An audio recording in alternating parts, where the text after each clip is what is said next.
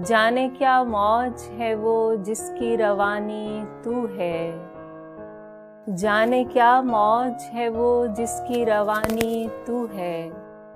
तू मेरी प्यास रहा अब मेरा पानी तू है। जाने क्या मौज है वो जिसकी रवानी तू है। तू मेरी प्यास रहा अब मेरा पानी तू है। मेरे नाखून किसी दीवार के अंदर टूटे। मेरे नाखून किसी दीवार के अंदर टूटे। ये कहानी का खुलासा है, कहानी तू है।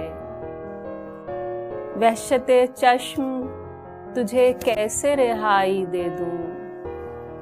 वहशते चश्म तुझे कैसे रिहाई दे दूं। किसी रोके हुए आंसू की निशानी तू है।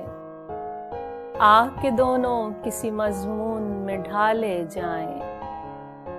आह के दोनों किसी मजमून में ढाले जाएं। तूने लिखा था मेरा मिसरा सानी तू है।